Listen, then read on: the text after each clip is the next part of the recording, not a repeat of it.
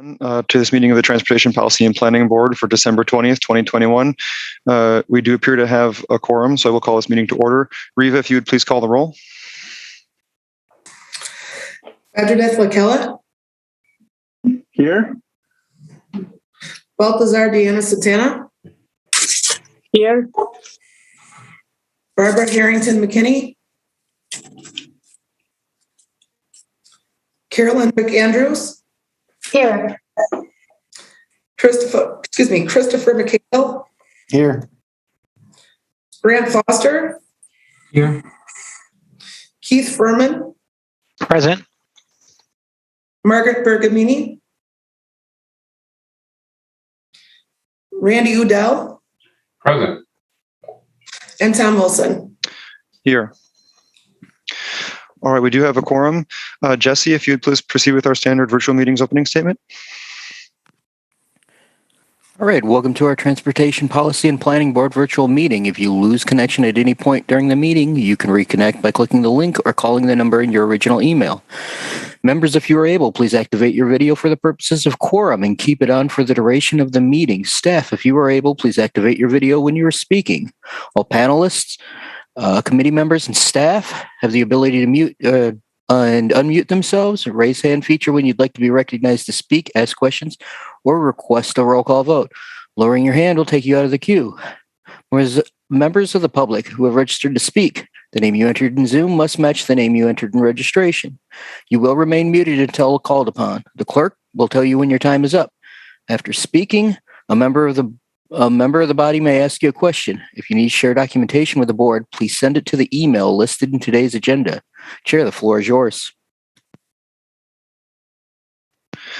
Thank you, Jesse. All right, approval of minutes from our November 15th, 2021 meeting. Assuming all board members have had a chance to review those if they so chose, is there a motion to approve? Looks like a motion by Badri. Is there a second? Second by Chris. Thank you. Any discussion? Seeing none, all those in favor of approving our minutes from the November 15th, 2021 meeting, please unmute yourselves and say aye. Aye. Opposed, no. Chair believes it's unanimous. If you'd like to register a no vote, please raise your hand.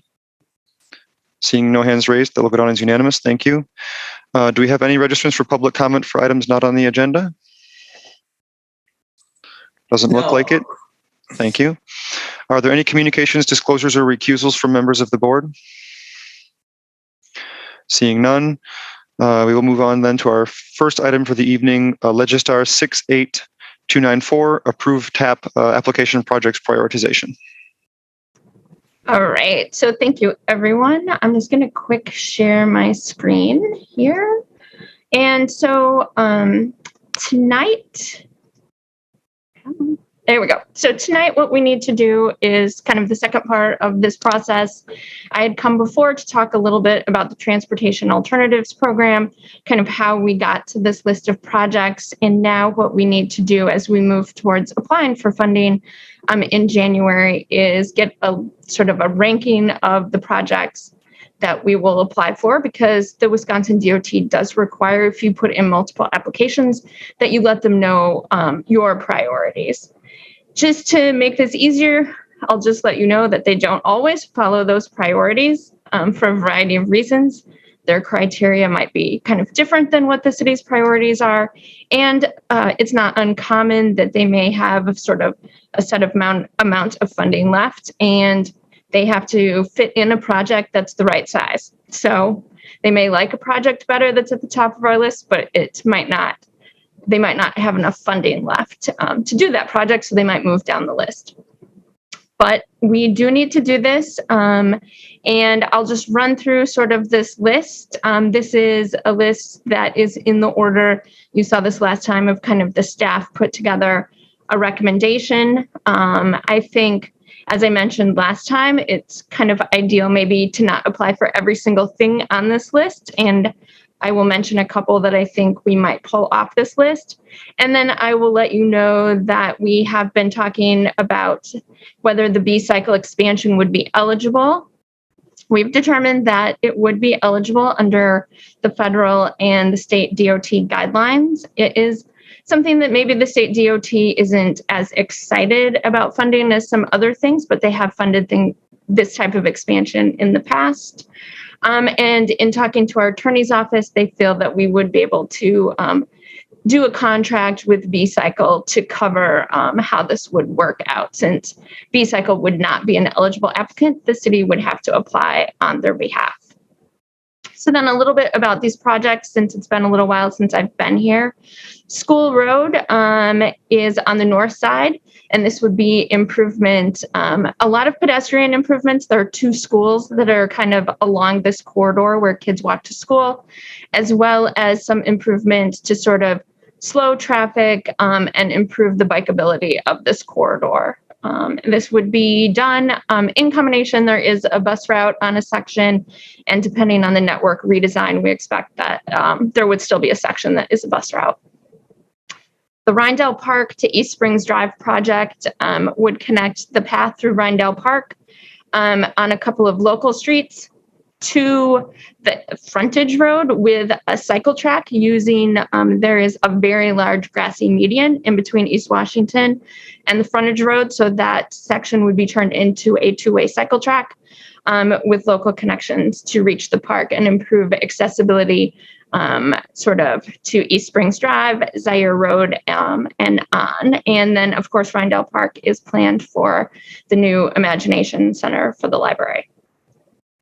Badger Road, this is a project that came out of the South Madison Neighborhood Plan. This would create an off-street path to access the Beltline overpass so that you did not have to travel on Badger Road, which was something that the neighborhood was very desirable of because they liked having that overpass, but found that they were not comfortable riding on Badger Road to reach it. And there are not a lot of other opportunities to get there except for riding through the mobile home park, which is private streets and has a very steep road to get up into the park. The West Town Path, 2 segments, we broke it up to make these more affordable. And so this is kind of the middle where there's currently a gap where the path is on each side, but these sections do not connect yet. So this is just a continuation of something that has been funded previously by TAP funds, actually. Number 6, Cross Isthmus improvements. This would get some bike lanes up to the Capitol Square in East Washington because that is a gap. It would extend the cycle track on Blount to East Mifflin, as well as make some intersection improvements to make it easier to cross at Franklin and Hancock. Number 7, we are suggesting that the staff is recommending that we don't apply for this one.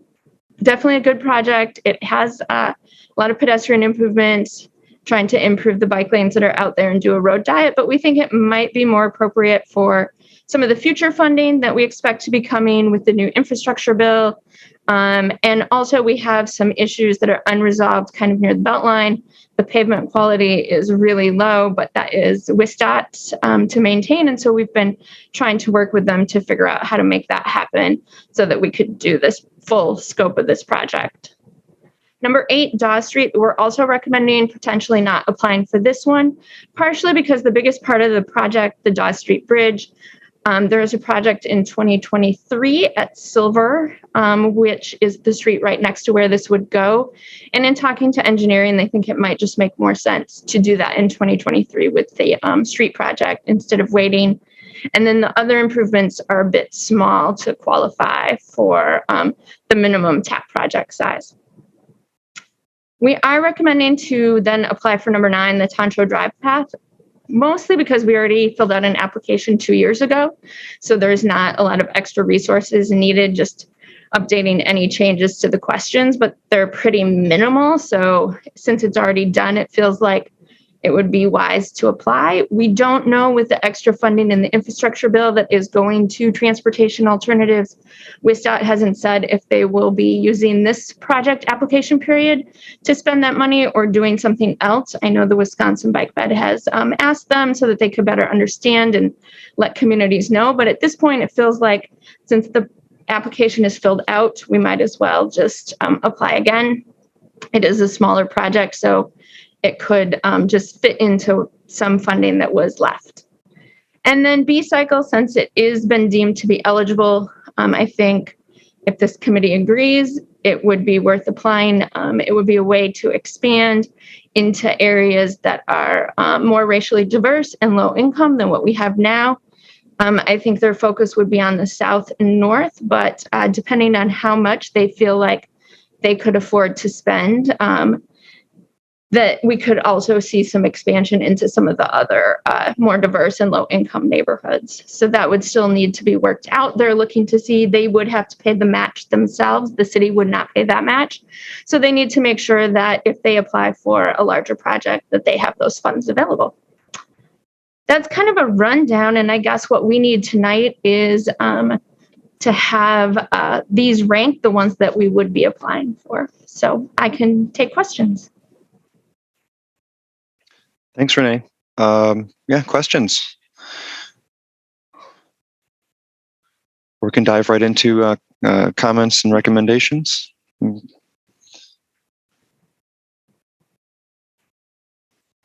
Walter Foster, go ahead, please. I would just move recommendation to submit the list as shown. So there's a motion. Is there a second, Alder Furman? Thank you. Discussion. Alder Foster, do you want to speak to your motion? Sure, just briefly. I continue to think it's a good idea to put high volume of projects in there. These are projects that are all worthwhile to do, I believe. And it sounds like the staff effort to put the information together is probably a worthwhile endeavor. Whether they receive CAP funding or not, I think having the kind of administrative work ready to submit for other grants as well would be a good idea. So unless staff have any recommendations that are different than what we're looking at, I would feel comfortable approving the list.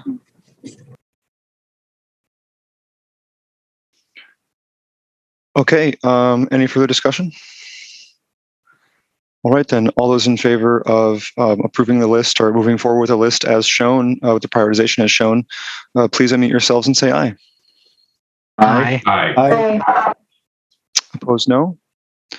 Chair believes it's unanimous. If you'd like to register a no vote, please raise your hand. Seeing no hands raised, that will go down as unanimous. Thank you. Thank you, Renee. Then we will move on to our next item, Legistar 67567, TDM proposal refinements.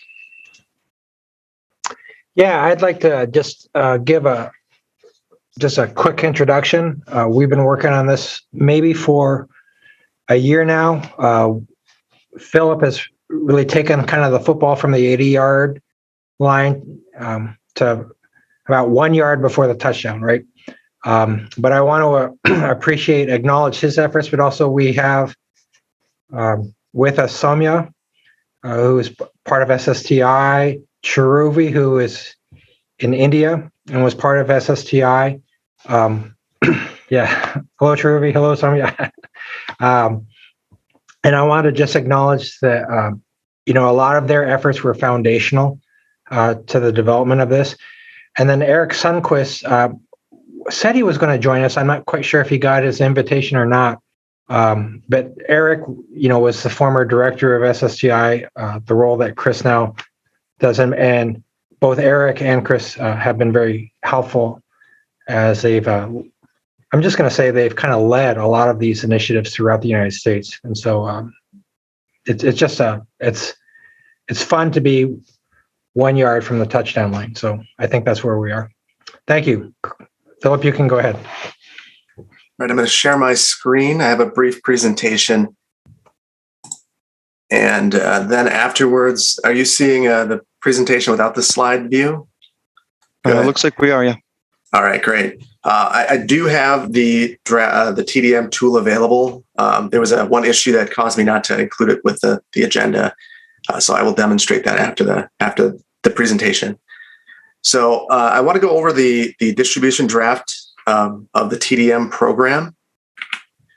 So we'll go over what TDM is and why it's needed, provide some responses to some of the TPPB feedback from the October meeting, give a little overview of what we want to accomplish with the plan, and then actually go through creating a plan with the new TDM tool, and then talk about a couple of unresolved issues and decision points and next steps.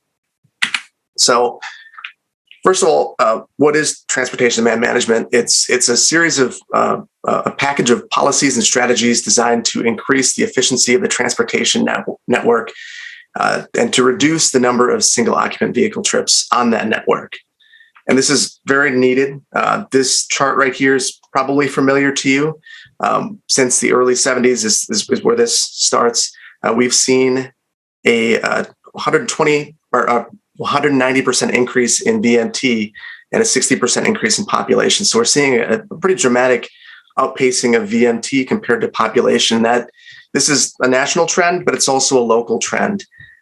So this is East Washington during rush hour. There are not many options for us to increase capacity, but it's not just about capacity expansion and trying to facilitate all those trips. It's also climate change.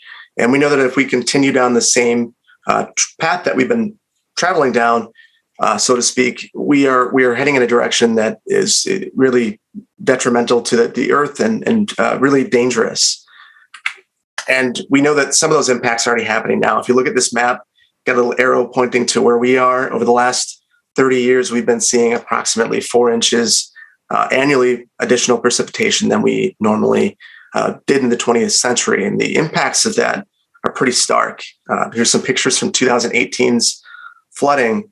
And this is something that will become a more common occurrence if we don't really rein in our CO2 emissions. And we know that this is one of the places that we can actually impact things. And it's one of the most impactful, considering it's one of the sectors that has the most emissions out of the major sectors. So that really comes down to managing how we facilitate growth and how our transportation network responds to that. So historically, we've increased the size of our transportation network to facilitate new development, and TDM reverses that. Rather than increasing the size of our network, we make sure that the trips generated by the new development fit within our existing network as much as we can. So Tom touched on this a little bit. We've been at this now for about a year and a half, with things starting out and kicking off in May of 2020, and kind of snaking their way to now in 2021, where we have a draft TDM program, a draft ordinance, and the draft tool for reporting. So I want to provide a little bit of feedback or some responses to the feedback we heard at the previous TPPB meeting. So one of the questions that was raised was that the granularity of the tables could lead to the applicants reducing their TDM requirements, reducing the size of their development slightly to dramatically reduce their TDM requirements. And we attempted to find a resolution for this without changing the values in the table all that much. And one of the problems, because of the way this is structured, to create a formula, you end up changing the ultimate values without having a whole bunch of factors in there. So I tried to accomplish this. The result was at the low end, less TDM requirements, at the high end, more TDM requirements, and a less transparent process in general. So it's certainly a route that we could take, but those are some of the pitfalls to be aware of. Another alternative is to increase the granularity of the table, so double the number of bins in there. So it does have more granularity. It's more difficult to reduce your project, to dramatically reduce your TDM requirements. Some of the pitfalls of this is that it could be a little bit less understandable, and the ratios that we're dividing things into are potentially a little bit less meaningful. So we also looked at the rest of the municipal ordinance to see how it's handled. And what we saw is that these sorts of hard and fast thresholds are all throughout the ordinances. So an example is landscaping requirements. So someone could, if they had a 3,000 square foot development, for instance, reduce it just slightly to reduce their landscape points by 5 points. With vehicular and bike parking, they could do the exact same thing, reduce the size of their development to reduce their requirement. It's not an ideal process, but it is transparent and consistent and very understandable. And staff recommends maintaining it as is to be consistent with the existing processes that are out there and for the transparency and understandability that comes with that. Which really kind of feeds into what we were hoping to accomplish with the TDM program generally, which is to have a clear, consistent, transparent process and requirements, to provide a range of measures to meet those requirements that are easy to understand, to have a straightforward process, and provide an easy way to calculate those requirements. So I'll transition into talking about how the new plan would actually work. So we've created a spreadsheet that would take everything that we've put into the plan and synthesize it down for someone working in the program, so that it's really easy for them to navigate their way through it, and it's easy for staff to review it.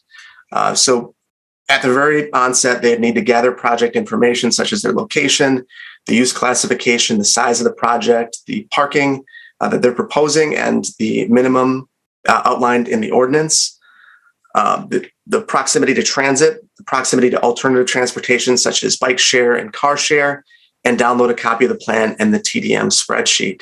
And on the right side of the screen is the spreadsheet itself.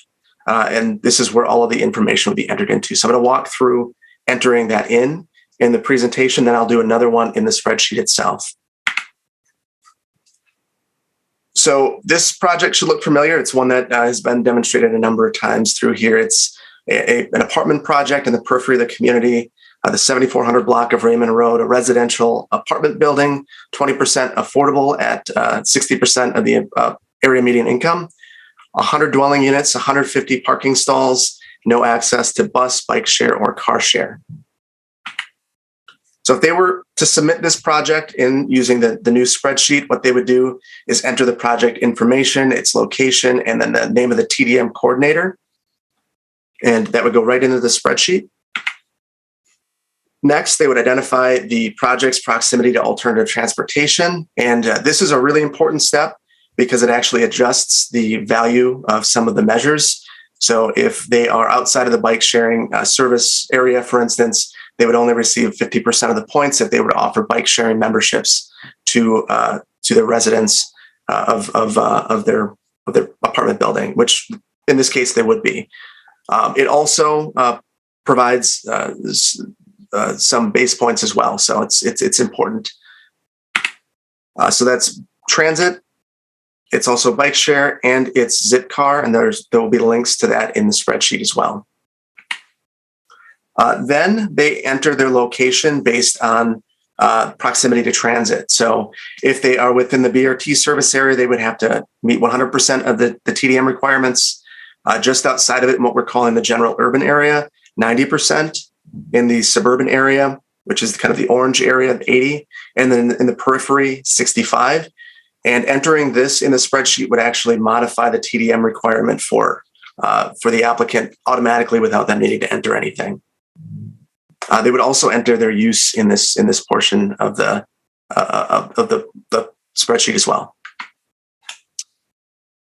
And then they're presented with their project details. So it would highlight the type of project that they had. They would enter their information in the blue areas, and it would kick out a TDM requirement for them. So in this case, they need to meet a requirement of 14 points based on their location, and some of the measures would not be as effective. And that we'll bring that up in the next section, which is the second sheet in here. So it brings their TDM requirements over from the first sheet and shows that requirement at the top. And here they can go down the list and just check the types of mitigation measures that they would like to pursue. Again, we tried to make sure that the measures lined up with the both effectiveness and the cost of implementing the measure. And we're showing whether it's programmatic, something they would have to invest annually in, or an infrastructure-based measure. As they select these measures, the points provided will update in real time, and their compliance status will change as well. For the measures that they are outside of the service area for, such as transit, bike share, and car share, they will automatically reduce 50% of the points available for those measures. And then once they've selected their measures, it will show compliant, and they could provide this spreadsheet to the Department of Transportation for a review, and they could adjust things and see how different measures would stack up and get them into compliance. So there are a couple of unresolved issues, and some of them are things that we talked about in the previous meeting. The biggest one is single-family residential neighborhoods. This is one of the things that is left out of many TDM programs, and there's a good reason for that. It's difficult to actually fit a single-family residential neighborhood into a TDM program. So there are other options that we are pursuing, such as what transportation impact fees might look like and other mechanisms. that would help reduce VMT. There's a lot of complexity to that. So that's something that staff feels should be handled outside of the TDM program. There's also a question about the BRT service area versus the all-day service area. We're currently providing 5 points for locating within the BRT service area and 3 for locating within the all-day service area. But some of those all-day service areas actually have the same level of transit service as the BRT service area. So we could, instead of looking at BRT, look at the transit frequency. That would require more frequent updates of that transit map. So that's kind of a question that we would pose to the board. And then the update frequency of the document in general, if this is something that you would like to see a specific frequency of updates, or we just update as needed. And then finally, we would look at potentially bringing the plan forward for adoption and ordinance adoption as well. So with that, I was going to end it here, but I do have the spreadsheet available. So if you wouldn't mind, I would like to share one more thing, a real-time view of the spreadsheet itself. So just give me 1 second while I pull that up. And I'm going to try sharing my entire screen so you can see. That might not be possible. Okay, I will share the spreadsheet itself. So within here, this is what an applicant would get. Most of the spreadsheet is locked down, but they would be able to select things. So if they were, one of the examples in the TDM program that you were provided was a grocery store on Regent Street. So they would be able to go through here and select that they're within the all-day transit service area, the bike share service area, the car sharing service area, and they're in the general urban area, not in the downtown area based on their location. They could figure that out by looking at the map. And then based on that being a commercial use, they would select commercial, and it would highlight that for them, where they could enter their project characteristics, the parking that they plan to provide, and then the ordinance requirements based on the specific use. And it would generate their TDM requirement based on the parking ratio and the location of the project. And again, that pulls this right over to the spreadsheet where they could go through and select some of their mitigation measures. So for this particular project, they had 2 active transportation measures. One was dedicated access to bike parking, another bike storage lockers. They also had a shared mobility option, which was provide complimentary bike sharing passes. They were going to have an alternative transportation kiosk. They were located within the all-day service area for public transit. So they would click on that, and then the blue areas are areas they can modify. And then they had a delivery service as well. And as they enter that, it shows compliance. They'd be able to print this out and give it to the Department of Transportation, where we could verify compliance. So with that, that's where we're at with our presentation. Open for any questions that you might have. Thanks, Philip. Could you throw that unresolved issues and next step slide back up for us? That might be a good place for us to start. And then, questions. Alder Foster, go ahead. Thank you. One question is around use of the parking minimums for the calculations. I think I had raised this issue in the past. I would like to retain that to eliminate those at whatever point we might decide to. And can you just speak to how that would be impacted with the tool? Yes. So we've actually included an appendix with the parking minimums in there. So in the event that the parking minimums are eliminated, the appendix would be referenced for the purposes of TDM. So that's the alternative that we came up with. If you have a different alternative or options, we would certainly be open to hearing those as well. That's good. Is there? How does it actually formulate? How is that number used in the calculation? And is there a better description for it? Let's say we do move away from that. Is there something else we could call it rather than parking minimums? Or do you feel like that's the best and most descriptive? Yeah. Go ahead, Tom, if you have a response to it. Yeah, within the document, I think the phrase occurs maybe 15 times, I think. I'm just guessing. So what we've done is we've called it base parking, and then put either parking minimums in parentheses, or we've called parking minimums and then put base parking in parentheses.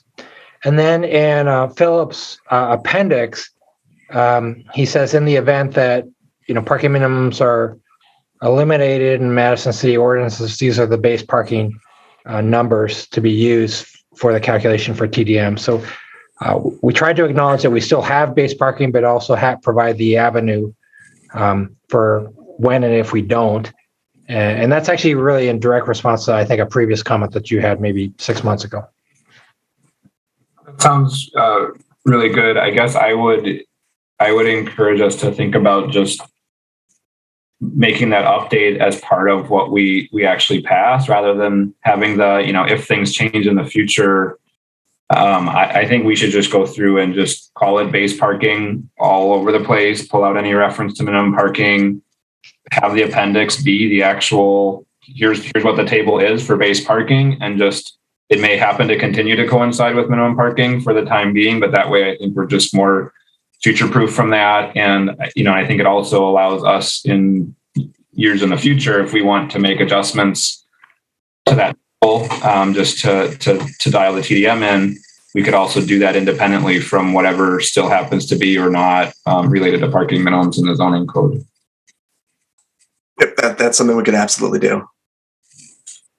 And then another question I had on the form that you were showing, the blue boxes. This is more just like a usability question, I guess, but you had sort of checkbox selections, and then it looked like just a couple of the measures had maybe some variables that you could fill in those blue boxes. Could you just go over maybe an example of one of those?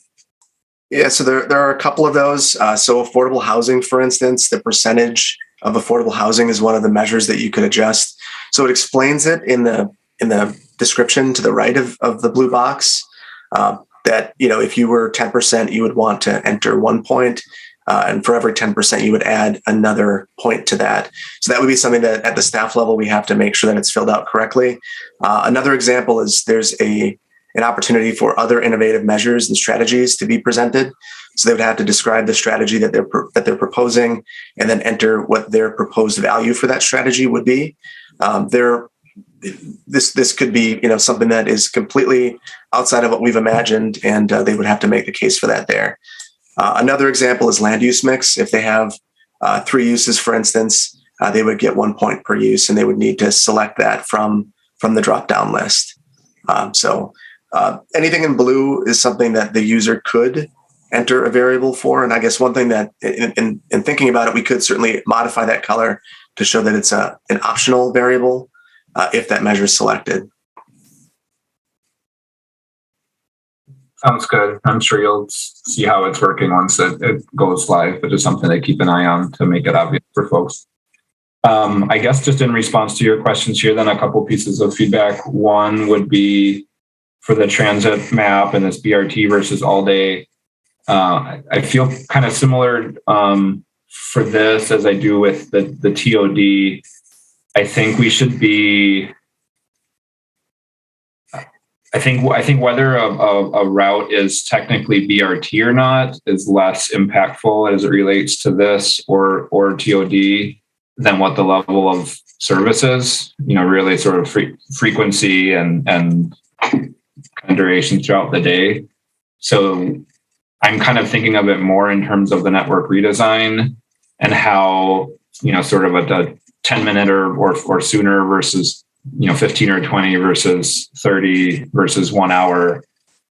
Those seem to be the kind of primary differences in terms of what actual transit access is. So I would support really tying it to whatever levels of service that we think makes sense from a general like frequency access measure, and not tie it too much to BRT. So if we have the north-south BRT-like line in operation ahead of getting any federal grants and implementing those and getting the newer stations, but we essentially have the same level of access, I think we should be I think we should update the TDM map to reflect that, and we should match the expectations with the actual kind of level of service rather than formal BRT designation. Would be my recommendation on that one.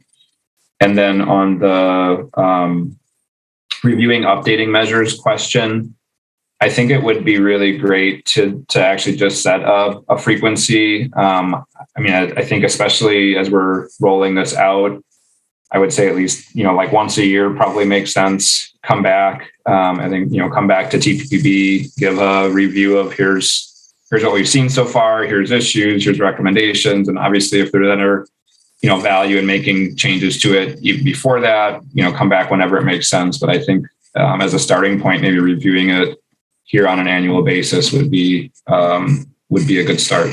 And I think those are all my comments. Thanks. All right, go ahead, Tom.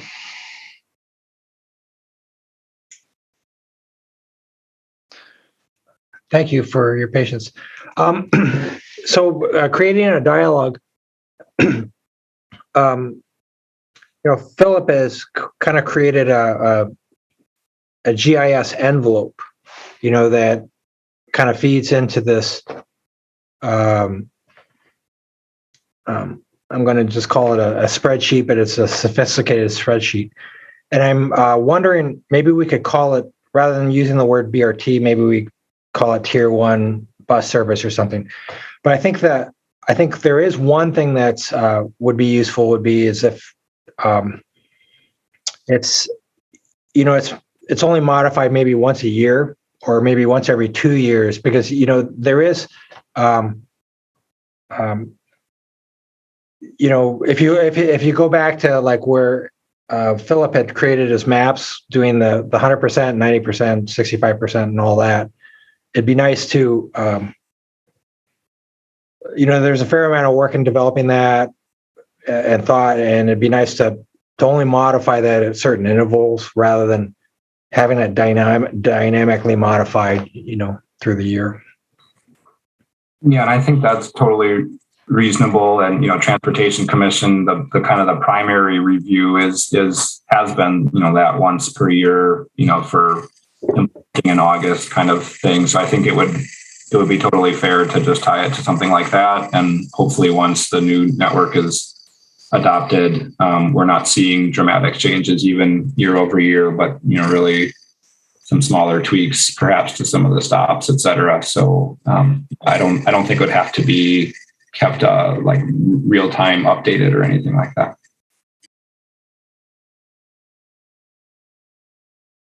All right, Chris, go ahead. Thanks. Great to see all this progress on this. It's looking really good. I was also wondering about the mapping and the place type definitions and things. So is the thinking that the ordinance would basically be descriptive and it would reference that there is a TDM map that lays this stuff out, and then the ordinance would stay the same and the map would update on some regular frequency? Yeah, I think that's probably how we would have to approach that. That said, we'll run that past the city attorney. I don't think that we could embed the map right in ordinance, though. We would want to reference that, especially as it's a modifier. The way it's written in the draft ordinance that was presented with the materials, it references the map within the TDM plan. So it might be good as is, but that's certainly something we can verify with the city attorney's office. Okay, I think that makes sense. And then in that case, you don't want them updated that frequently, but you probably, I guess, I assume there's a definition for each of these place types so that folks know when to expect a place might change. Yeah. So you're talking about the land use categories, or? Yeah. So it applies for. So actually, let me take a step back. I agree that the transit definition should be Tier 1 transit and have that sort of defined in some way so people know, if we're expecting frequency to increase on such and such a line, that will probably push us into Tier 1. And then the same for the place types that you created. Yeah. Yeah. So the place types, the land use categories, those are within the appendix. So those that are most directly impacted are educational, in commercial and institutional. Those are defined, and there's a specific parking base that we would want inputted into the program. So those are all in there, as are the employment uses, so that if someone were curious whether their use was, a commercial or employment use, they could look in the table and it would let them know. And that mirrors the zoning code. That sounds great. Just to answer, for the sake of answering one more of your questions on the single family stuff, I think we've talked about it before, but just for the sake of voicing what I was thinking and see if anybody has any reactions. I could go either way. I think that it would probably make sense to tackle single family uses through some sort of impact fee, for the sake of saying basically, everyone else, every other kind of development is sort of contributing to the overarching goal of lowering VMT. And this is the way that single family development could do that. From the perspective, though, of achieving the outcomes that we're trying to achieve of lowering VMT, I don't know that it's critical because, those folks are mainly going to be traveling to other places where TDM strategies are kicking in. So, we're kind of like applying leverage at either end of the trip. So I think over the long run, it may not be essential, but logistically might make sense to consider them. So I think that's it. Thanks. All right. Any additional questions or comments, feedback? Walter Foster, please go ahead. Yeah, just on that last point, I hadn't spoken to the single family one. I think it's probably worth having some more conversation on that before moving forward with it. In general, my first reaction was like, yeah, sure. But then when you think about the actual, what we're trying to accomplish here and how we're trying to encourage sort of development of transportation alternatives, I can see how that all kind of falls apart at a single family level. So you wouldn't think it'd be very difficult to have single family development where perhaps at a household level, they've got a bike share membership, they've got, maybe they don't own a car, et cetera. They're doing all these things, but they're like, how are you going to sort of document that and say, great, you got your points, when it's really just connected to like individual behaviors rather than a larger housing complex or a commercial space where these sort of more programmatic elements are what are being kind of baked into it. So I think I can understand why it gets challenging. So maybe that's something we just don't include with this first round and give it a little bit more thought before proposing anything.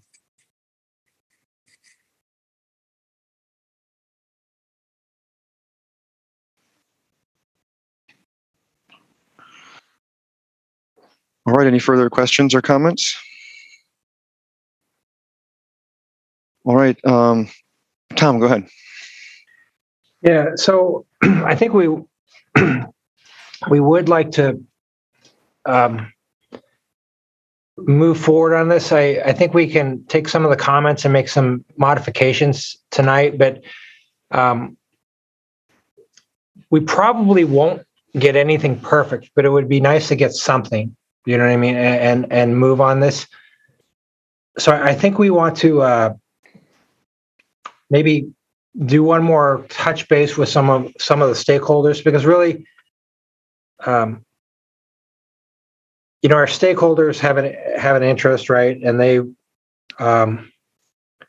they've provided good comments, and we've acknowledged a lot of their comments in this. But I think we would like to move forward so that we can be a city that has a transportation demand management ordinance. And so perhaps in late January or early February, we'd like to just introduce this, and maybe we can interact individually with Alder Foster and Chris and others who have specific questions or thoughts about certain parts of it.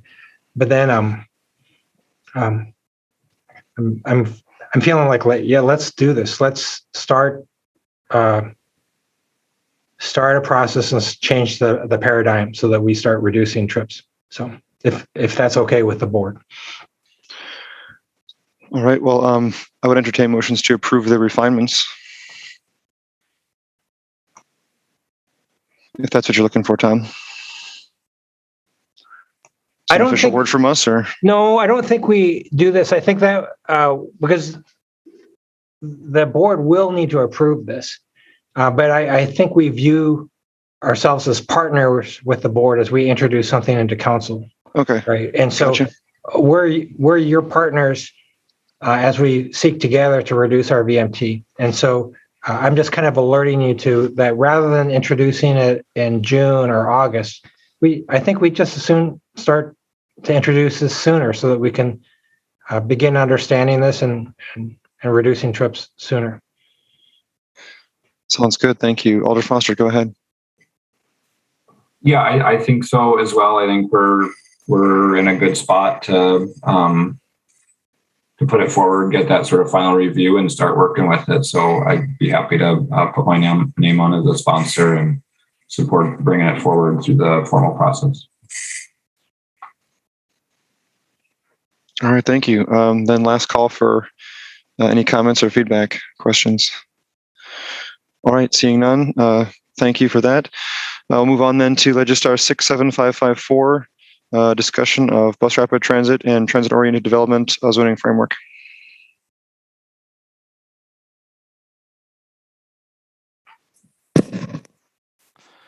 I think that's me. Hi, everyone. My name's Colin Punt. I am one of the planners in the planning division, and I have been working on this with my colleagues Heather Stouter and Ben Zellers. We have recently had a special meeting with the Plan Commission, kind of just a discussion regarding this idea, and this is an overlay zoning district that would, for the most part, follow the proposed east-west BRT route. And the purpose of the overlay would be to enable a higher level of intensity of development near the bus rapid transit, with the assumption that that would be supported by the access to transit. And then we will, we're very early in the discussions right now. So I have a presentation that was given to the Plan Commission. I will go through it pretty quickly. A lot of this is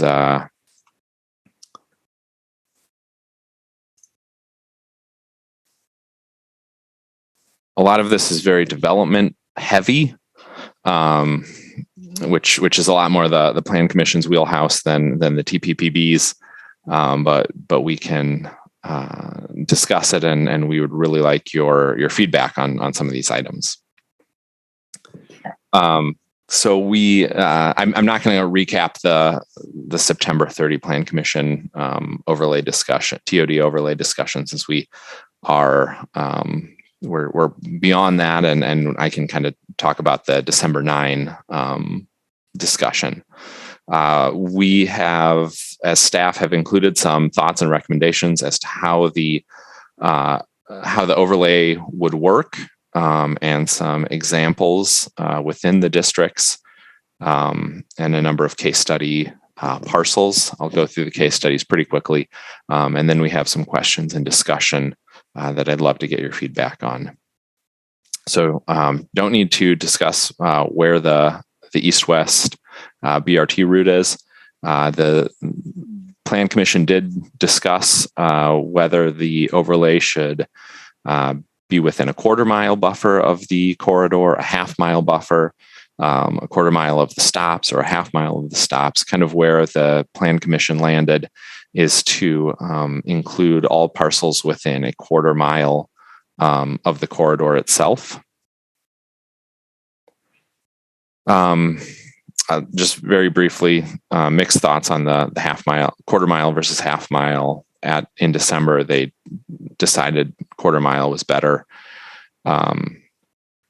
there was some discussion about whether we include or exclude the historic districts, and also excluding the downtown areas. The zoning districts in downtown treat development pretty differently than outside of downtown. So we did discuss moving forward with that quarter-mile buffer, where staff is also recommending excluding both local and national historic districts. A lot of this comes down to reducing the possibility of Section 106 impacts for the transportation department, and then also excluding downtown and several of the zoning districts that aren't really impacted. Those are parks, agriculture, industrial districts. So this is a little bit more detailed map, also showing National Register districts and local historic districts in the orange and light blue. National Register districts here, some local districts over here. We looked at the parcels within a quarter mile of the BRT line, minus the historic districts and the excluded zoning districts. It's about 5,000 parcels, totaling about 1,800 acres. About 1,400 of those parcels, a little more than 300 acres, are all single-family zoned lots. So within the TOD overlay, we have discussed changes to the use lists within each district, but moving some permitted uses to conditional uses, some conditional to permitted, adding to prohibited use lists, increasing the number of units, residential units that are available to be built on a parcel, increasing residential densities, increasing height, establishing a minimum building height, reducing setbacks, as well as reducing parking minimums and maximums. So as an example of what this would look like, this is the traditional shopping street district. I'll just show you really quick where that is. So there's some on Old University, as well as over by kind of Atwood area. So there are many permitted uses existing. Under the overlay, we would add kind of a larger multifamily. As conditional uses, we would move some of the conditional uses, like a public parking facility, from a permitted use to a conditional use. There's also, as conditional uses, many auto-oriented uses. We could propose that many of those would become prohibited within the overlay district. There's a existing conditional use height threshold of 3 stories or 40, I believe that's supposed to be 40 feet. Under the overlay district, we could potentially add a 2-story minimum and bump that conditional use threshold. So anything above 4 stories or 52 feet would require a conditional use approval rather than anything above 3 stories. We were not proposing a lot area requirement. The Plan Commission did just go through a pretty significant rewrite of a number of the residential and mixed use districts that increased the allowable densities, and the way we control that is through lot area requirements. So because of that big change, we're not proposing a change to the actual density. But as I pointed out, kind of up here at the top, that we would allow larger buildings, just not at a greater density. There are no minimum parking requirements in the traditional shopping street district, with these 2 exceptions that are shown here. Buildings above either 10,000 or 25,000 square feet, and restaurants and nightclubs and such within 300 feet of another restaurant or nightclub. Under the potential overlay, we would eliminate all of those exceptions and not provide an option to exceed the maximum, which you can do with a conditional use right now. And then for districts like this, we have pretty small setback requirements, so we were not proposing a change. So again, in the red circle showing where this district is located within the BRT buffer. Another example that we provided was traditional residential consistent 1. This is a very standard single family zoning district. You can see it here just out past Aberg Avenue on the east side, and then near Midvale on the west side is where these are located within the buffer. As an existing permitted uses, single family is basically it. As a potential overlay, we might allow 2 units. There are no conditional uses. We wouldn't change that. And basically every non-single family use is a prohibited use right now. So we wouldn't change that except for removing the 2 unit and moving that to a permitted use. We're not proposing changing the maximum height in single family districts like this. We have talked about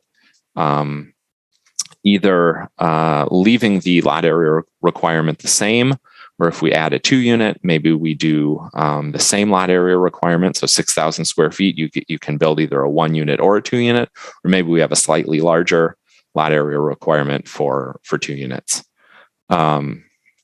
As you can see, there's a minimum and a maximum of 1 or 4 parking spots per lot.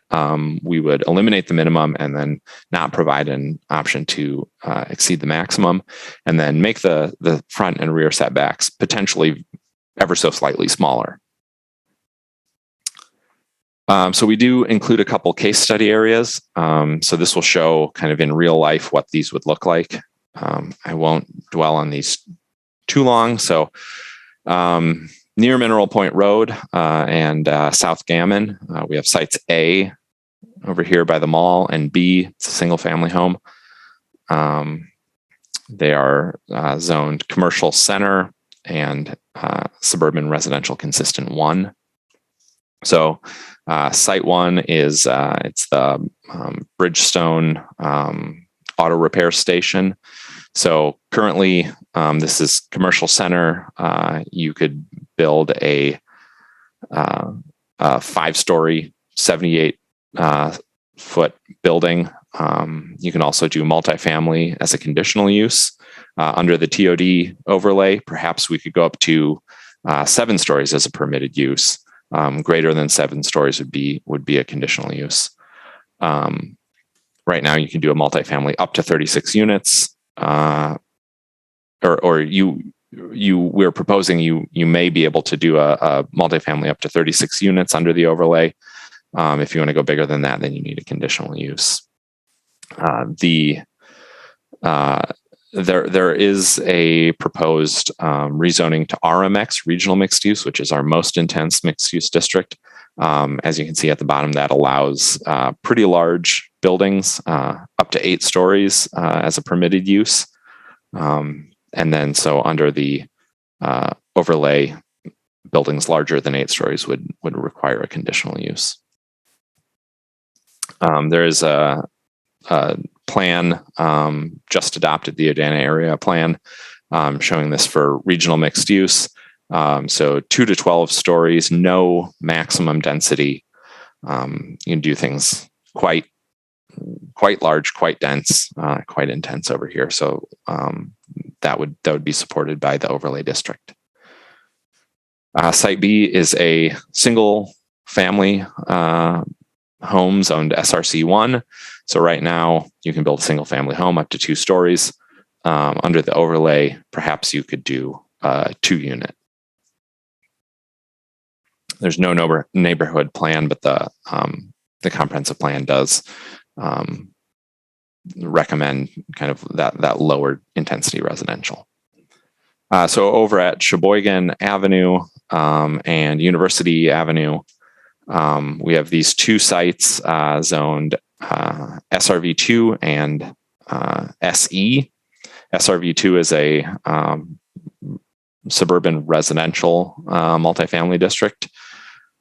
So under permitted uses, you can do a small apartment building. Under the overlay, perhaps you could do a larger apartment building similar to what you could build as a conditional use right now, and then an even larger one with a conditional use. Site B is the Red Cross site. It is zoned suburban employment. Right now, you can do employment uses up to 5 stories. As a conditional use, you can do some multifamily buildings greater than 5 stories. So under the overlay, we would perhaps prohibit a lot of those auto-oriented uses, enable a larger building, and then even more multifamily and larger buildings as conditional uses. Over here on the East Isthmus, near the Yahara River, we've identified these 2 sites. Site A is Washington Square. This is traditional employment. Many of the newer, larger mid and high rises going up along East Washington are all zoned traditional employment. So this is kind of that same district. You'd expect a similar size development. As a permitted use, you can build things up to 5 stories, typically employment uses. You can do multifamily dwellings under conditional uses. You can also build taller buildings as conditional uses. All of the larger buildings going up in the Cap East district require a pretty considerable list of conditional uses. So under the overlay, we would remove some of those audio-oriented uses and enable buildings to be larger by right. Also require a 2-story minimum, and then still require conditional use for multifamily dwellings. Kind of moving back into the neighborhood, this is TRV1, Traditional Residential Varied 1. This is very small multifamily buildings, up to 4 unit currently. Under the overlay, perhaps we could go to a 5 to 8 unit building. So you're essentially doubling the size that would be available there. And then over in Eakin Park and Schenck Atwood area, we have 3 examples here. An NMX zoned site. So this is neighborhood mixed use. This is a low intensity mixed use district. Right now you can do pretty small residential only buildings, slightly larger mixed use buildings up to 3 stories as permitted uses. Larger than that requires conditional uses. Under the overlay, perhaps we bump those all up 1 level. You also get to build up to 4 stories as a permitted use, and then go even larger as conditional use. This is a double lot zone TRC4. This is the only single, what we would refer to as a single family district that also already allows 2 and 3 families, 2 and 3 family buildings. So under the TOD overlay, perhaps we add 1 more unit and you could build a 4 unit by right. And then this is a CCT conditional or commercial corridor transitional district. Under this district, again, 5 stories is your permitted use height. Larger multifamily buildings as residential only, and even bigger as mixed use buildings. Conditional use to go larger than that. Under the overlay, perhaps we remove some of those auto-oriented uses, and then enable even larger residential buildings with the option to go much larger as conditional uses. So those are the kind of the examples that we put together. We did have a number of questions. And this is kind of, oh, I'm sorry, I didn't mean to do that. This is where we wanted to get input. I don't know if you would like me to go through all of the questions first, or and then come back and discuss, or would you like to open it up as we go through? I think it may be best if we open it up kind of as we go through, but we do have one registrant for public comment, so let's do that first. We do have Bob Schaefer. It looks like, Bob, you are still with us. As soon as we get you unmuted, you've got 3 minutes, and you may begin when you're ready.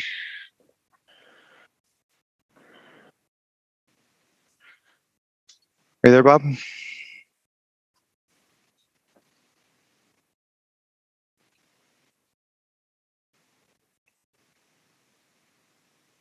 See the button. All right. Yes. Sorry. Go ahead.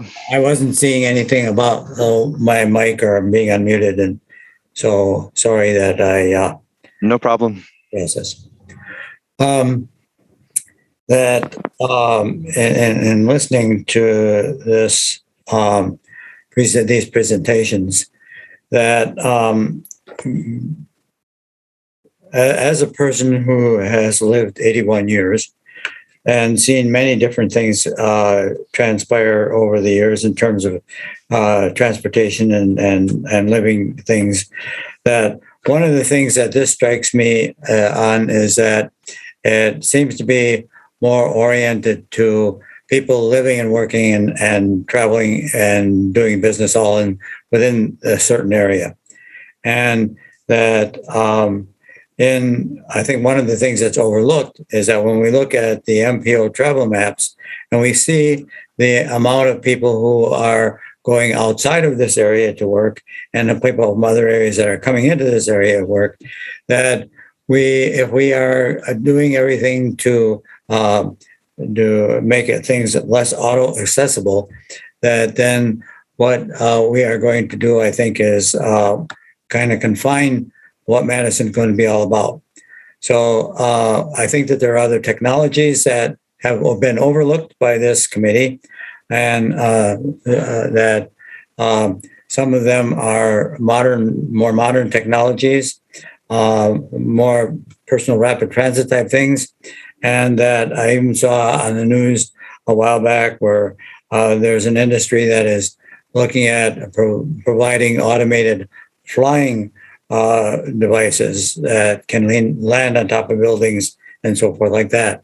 So I think that when we focus on our transportation modes of today, that we limit ourselves and we restrict ourselves. And when we look at the single family residential areas, and we are looking at imposing fees and so forth like that on it. My career, I got over 1 million miles of driving on my belt, but that's because I serviced the entire state of Wisconsin and the Illinois and sometimes Minnesota.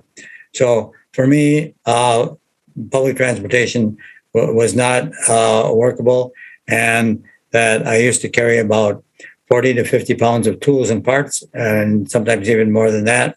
And so that I depended primarily on my private automobile.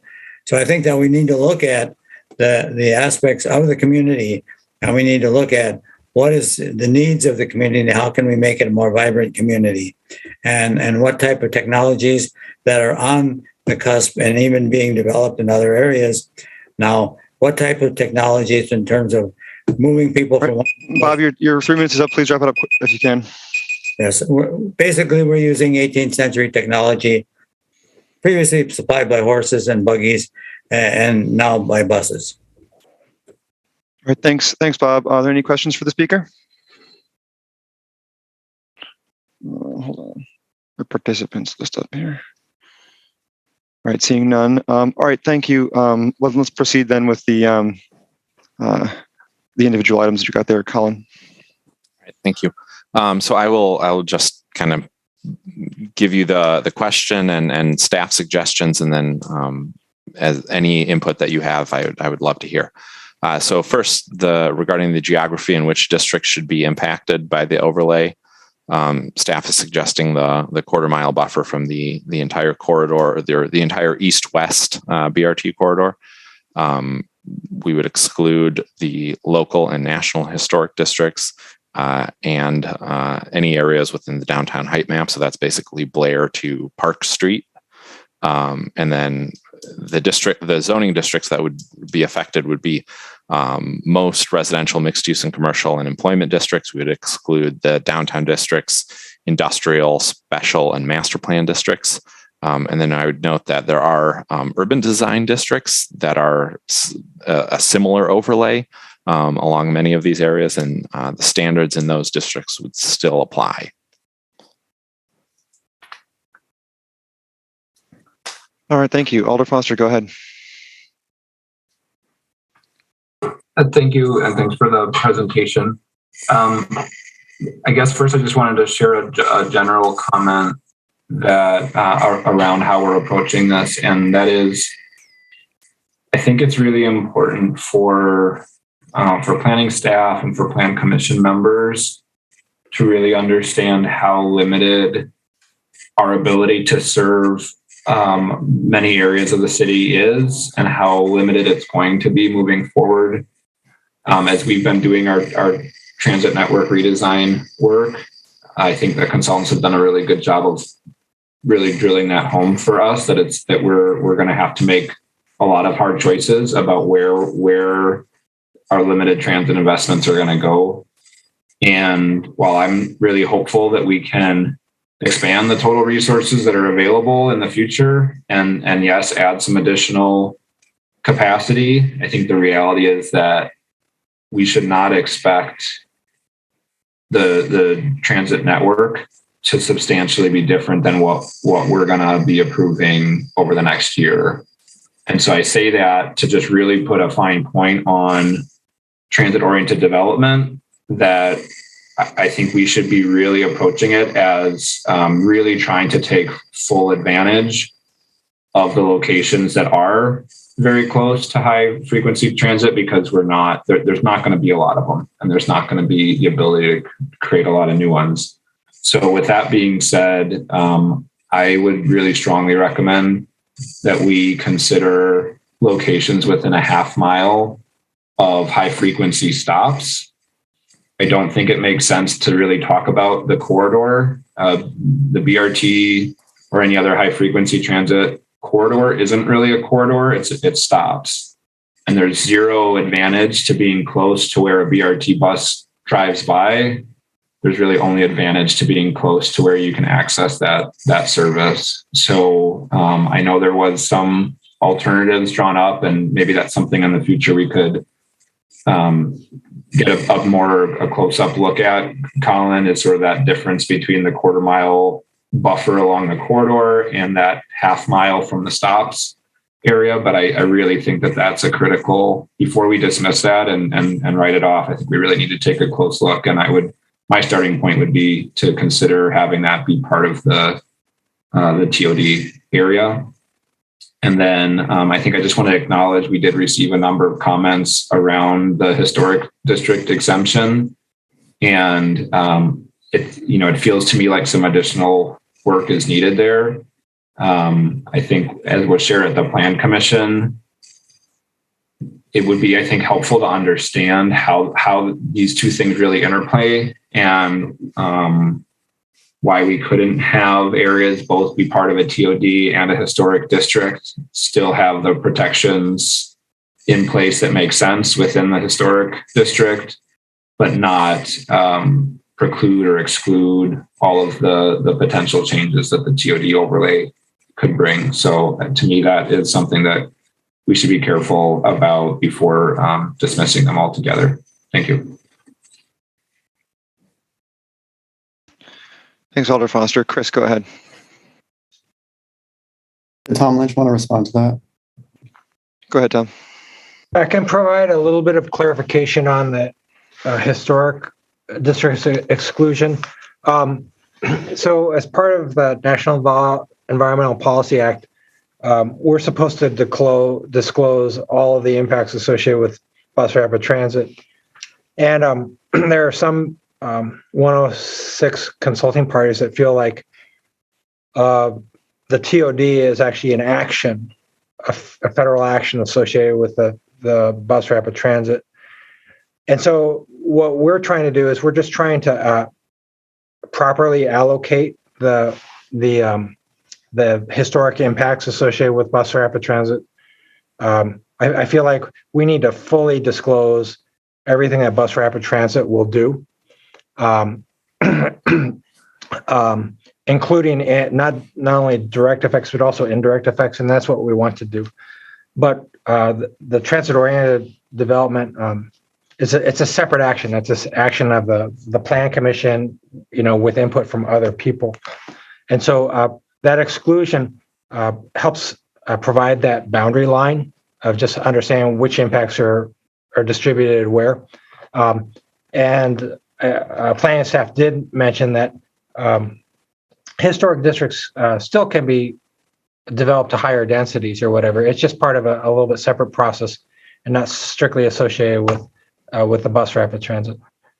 And that probably even, anyhow, that's the reason why we're advocating for that, is just so that the impact line can be clearly delineated.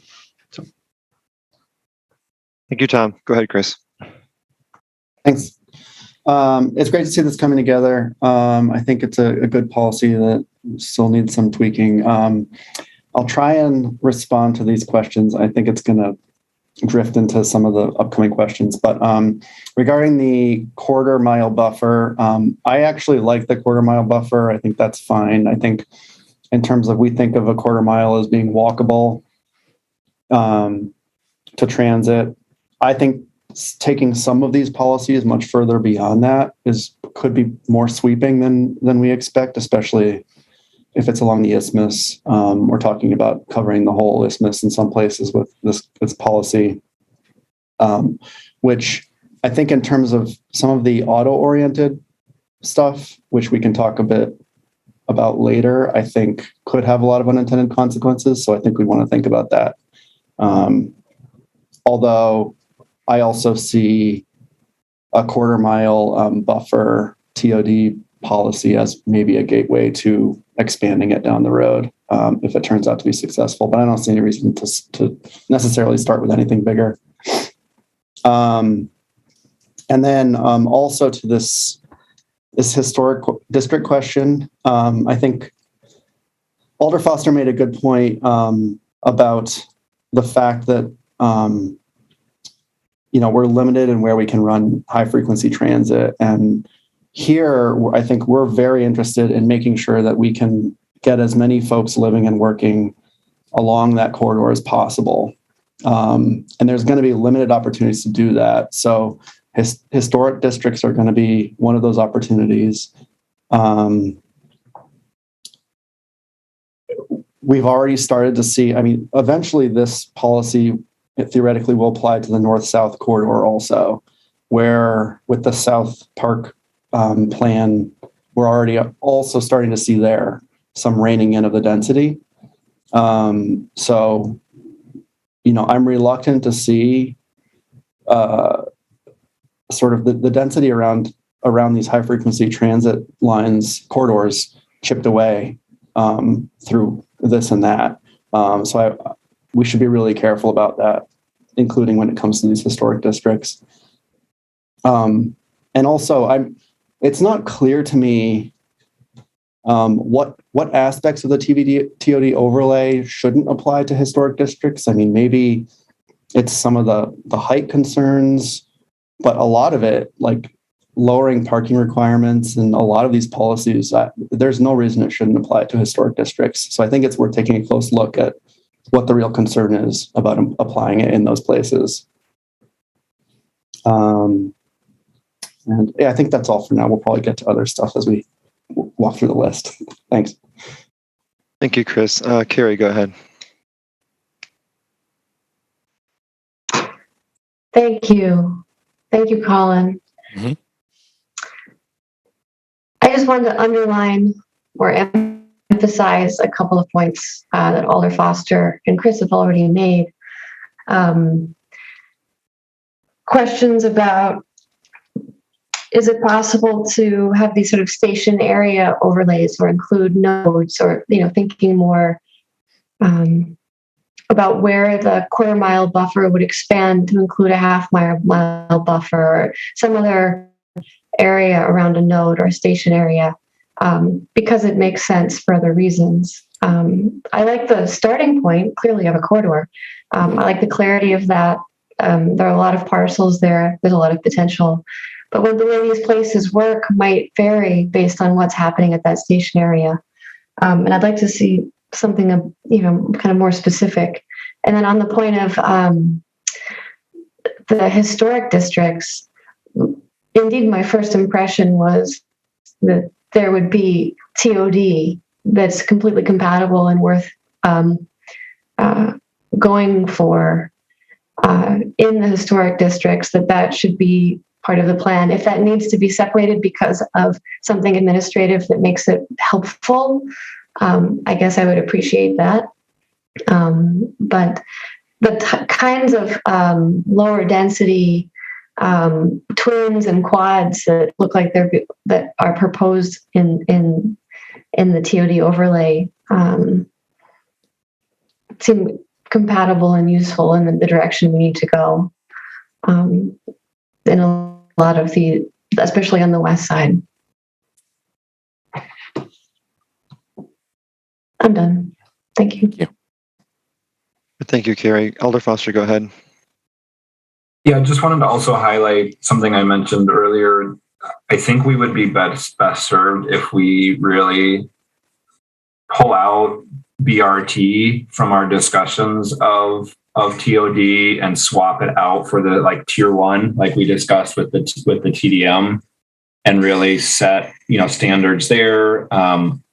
I think in this case also there's some real potential maybe as a phase 2 to have a tier 2 where we have very good, maybe not the kind of service we associate with BRT, but where we have very good transit service. Maybe there's another sort of second tier of TOD down the road. But I think to address the point that Tom Lynch made about the sort of impact study related to BRT, in my mind, these things are not connected that way. The BRT analysis should not be driving where TOD overlay is happening. That is being driven by our network redesign work. And I believe separate from the BRT project, the recommendations that we've received and the proposals for where we're going to have high frequency transit, of course, they overlap with many of the areas that will be converted to official and formal BRT.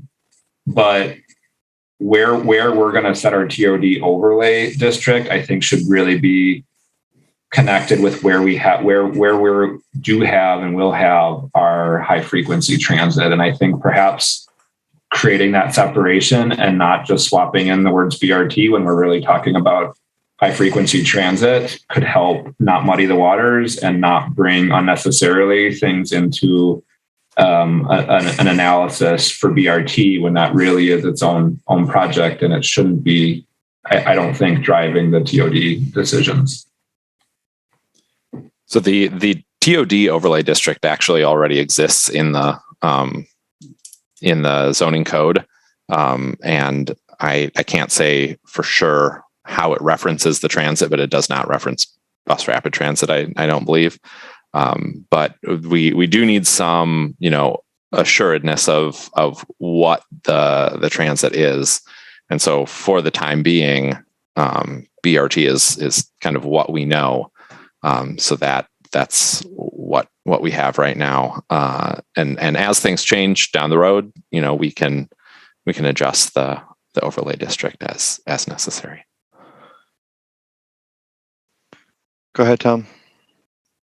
Yeah, I'm going to just maybe repeat something that Heather Stouter mentioned at the meeting. I guess it was last Thursday, and I thought it was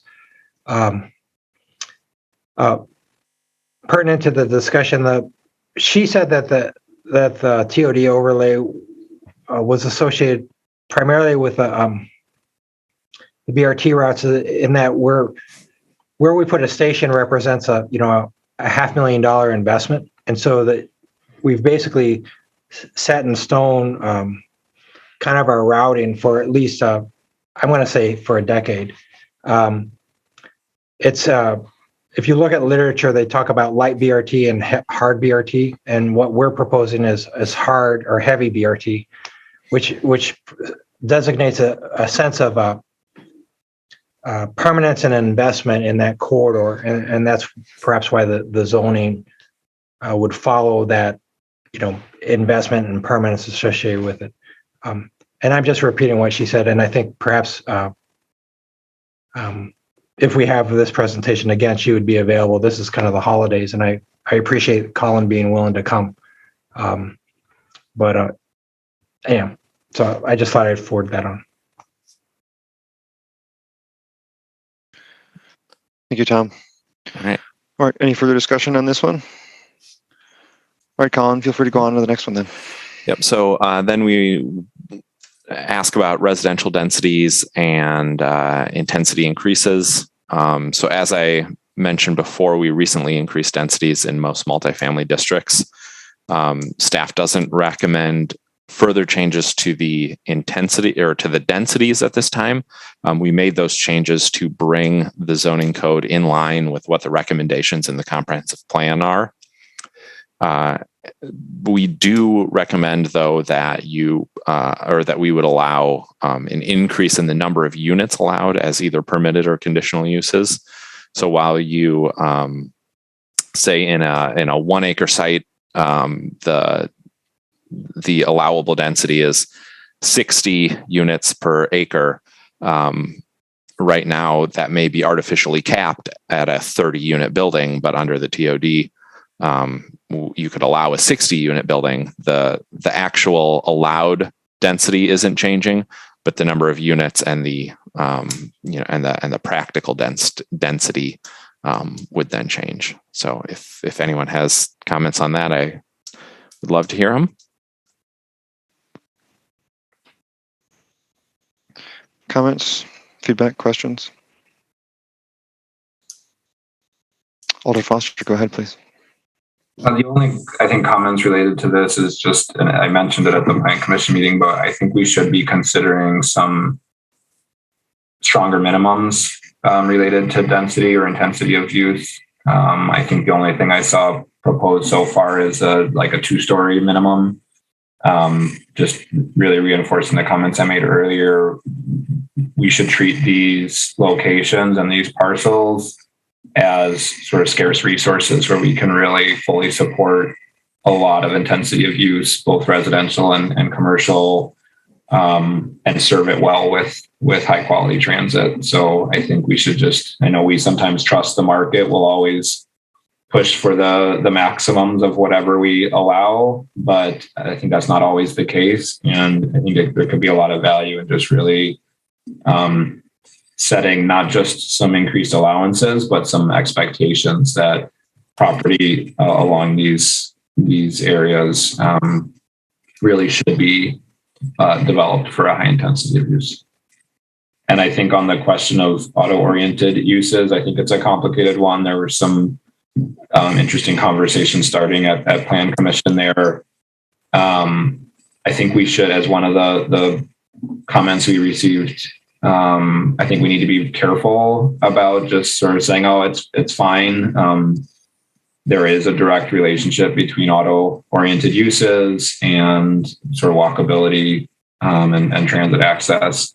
I think we should be thoughtful about it. And I think it also really relates to, I think the downtown or sort of closer in areas are different than maybe the extreme station locations on the routes. So we may need to, when we think about auto-oriented uses and what's allowed or prohibited or conditional, maybe we prohibit it kind of within the more urban core, but have some allowance, some conditional use allowance for areas that will take still quite a while to really become that where they won't be dependent on car use.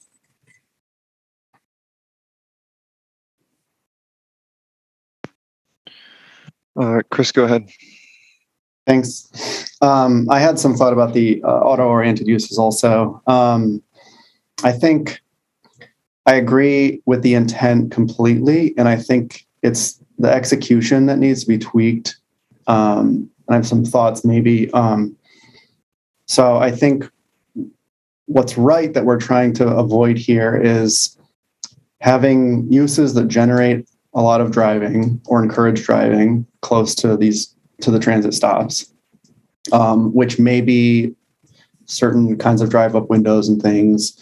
And also, we don't want buildings built facing the automobile in what is meant to be a walkable and transit-friendly environment. So that means, having a big parking lot with a drive-through window in front and having people having to walk through lines of cars or whatever. That I think is right. But when it comes to, gas stations and auto shops and things, I think, in terms of gas stations, potentially what this could do is prohibit gas stations along the entire corridor, which I don't think is the intent, and especially if it expands to half mile. So we really ought to think about that. And even with things like auto shops, I feel like, for my household, part of living a low VMT lifestyle is being able to drop your car off at a place that you can then walk or take the transit back from while your car's at the shop. So I think these are things we're thinking about more carefully. And I'm wondering actually if the solution might not be a prohibition on certain uses, but it's really about design standards or form-based code type of concepts where we're saying this is what the environment ought to look like. It ought to be walkable. And if you can, accommodate these uses in the right design standards and the right form, then that's fine. So I think those are my thoughts on that. Thanks, Chris. Go ahead, Carrie. Yeah, I'm going to pile on to the auto-oriented uses, just to say that in agreement, certain auto-oriented uses can be very neighborhood serving, and they can be very well designed. You can have, they need to be also clean, right? Auto repair shops are not always the best neighbor, but they can be decent neighbors in some conditions. So how that gets regulated, I can't exactly say. Sometimes it's form, sometimes it's about the hazards and emissions. But also on the gas stations, but some lighter side auto repair and some lighter side gas station, or who knows, charging. Where do the charging stations fit in with this? That sort of use. So highlight that they can be neighborhood serving and useful, not overdone, right? They generate a lot of trips, they generate emissions, they are not always friendly neighbors, but on the smaller side, they can be, which Thanks, Carrie. Alder Foster, go ahead. Yeah, one other thought in this conversation about form, or maybe how to minimize the negative impacts of auto-oriented uses. I'm thinking of a proposed project in my district that would have a drive-through component for a coffee shop and a bank, and sort of weighing the benefits of supporting those two businesses in an area that has been dependent on auto access. And so there's the question of sort of how that building is presented, how the sort of auto-oriented components are maybe hidden or not.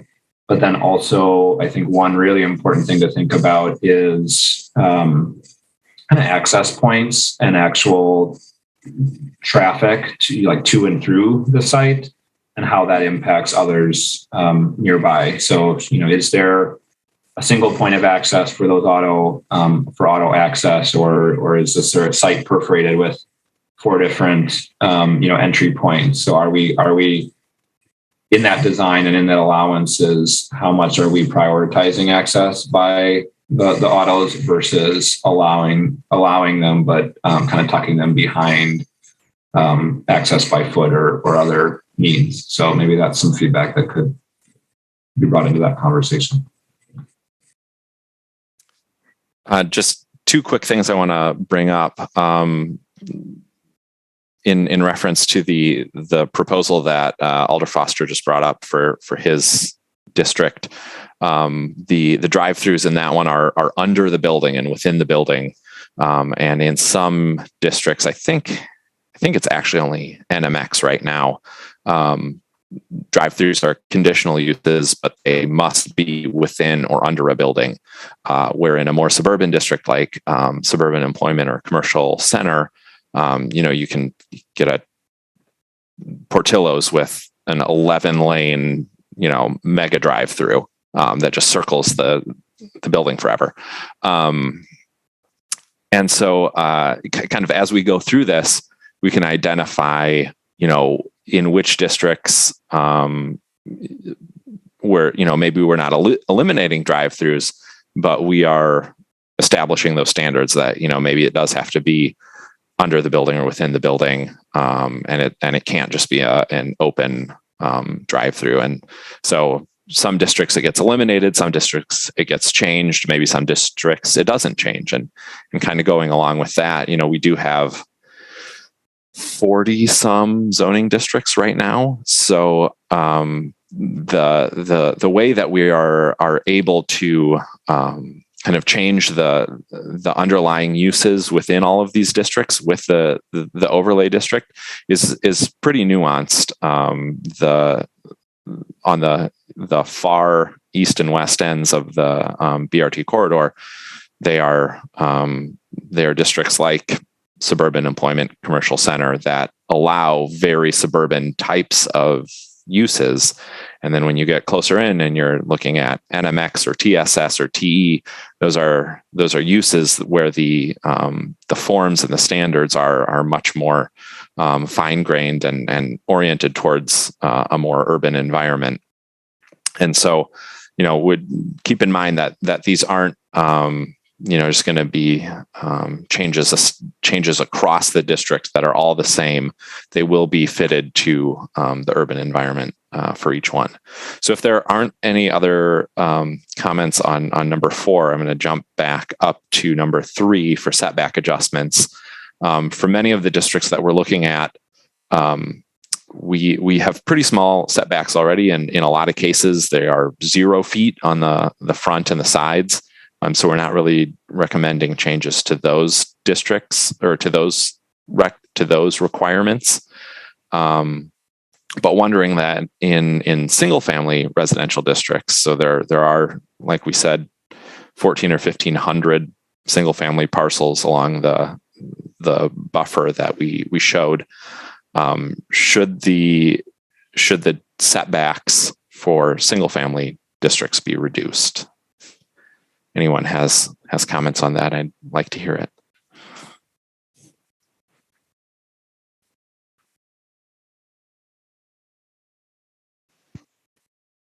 If not, that's fine. Not seeing any hands up. Okay, that's all right.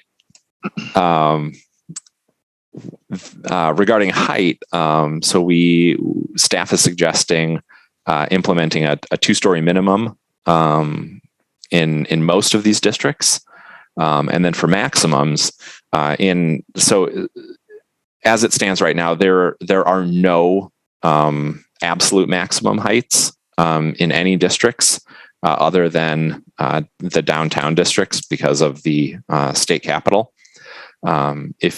If you got the appropriate permits, you could build a 100-story building in Madison. That's how the zoning works.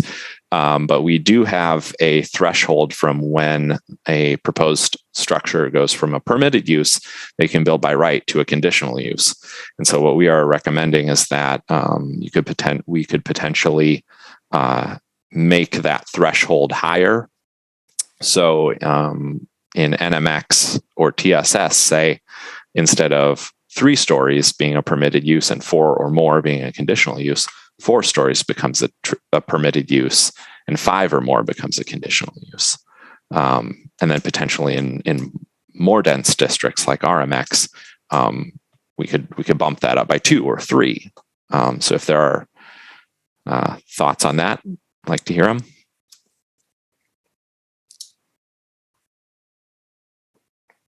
or even just thumbs up or thumbs downs.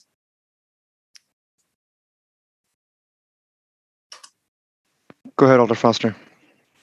Yeah, I mean, I think I'll leave most of that discussion to plan commissioners. But just to say, I guess this is another reason for me to advocate for that, a sort of broader half-mile radius around stations. Is I think there are going to be real limits to what's workable in terms of height. And, we can push hard for a couple more stories on different buildings, but there are often other constraints, construction costs related, cost of elevators, all these kinds of things that are going to probably still limit below what they could build. And so if our goal is to try and maximize density and intensity of use, I think there's a lot more opportunity if we consider expanding the circle around the stations a bit broader and have, a number of 3, 4, 5-story buildings a little bit wider out, rather than trying to push all of the additional development into more and more stories for the few parcels that are located closest to the stations.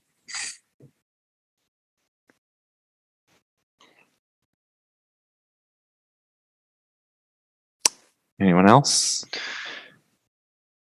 Doesn't look like it. All right. Okay. Continue. All right. So then regarding parking, as I noted, there are some exceptions to the no minimum standard, which is most of the districts that we're looking at. So we are saying within the TOD overlay, we remove any minimum parking exceptions. As it stands now, you can also park something in excess of the maximum allowed. This requires a conditional use. We are suggesting that within the TOD overlay, we remove that option. So you cannot park in excess of the maximum. But we wanted to know, should we actually lower that maximum? And then we're also proposing that for uses that may have any minimums, that we make the process for requesting parking reductions easier and more expansive. So it's kind of a tiered process. You can do certain things by right, certain things the zoning administrator has to approve, certain things the planning director has to approve, and then beyond that, it's conditional uses. So making that all bigger and easier to do is another one of our ideas. So thoughts on that? Specifically, maybe the question about maximum parking. Chris, go ahead. Thanks. I would be in favor of everything we can do to make it easy to build less parking. I would also be in favor of maximums and lower maximums. However, I would hope that the TDM program executed well accomplishes that. And part of me thinks we're about as good at setting maximums as we are at setting minimums, which is not that good. So I guess I would like to see maximums that prevent large amounts of excess parking, but I'm not sure lowering those too much would be wise. Alder Foster, go ahead. Yeah, I agree. We should get rid of minimums completely. Would be open to lowering maximums. Like Chris said, hopefully we can actually get at that via TDM, perhaps better than through maximums per se.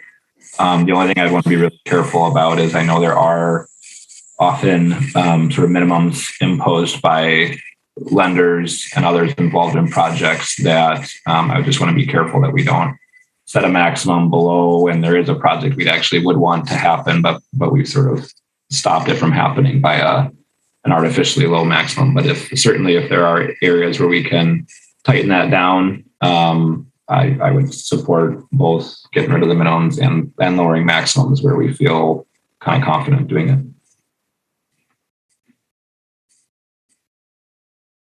All right, thank you. Keep going.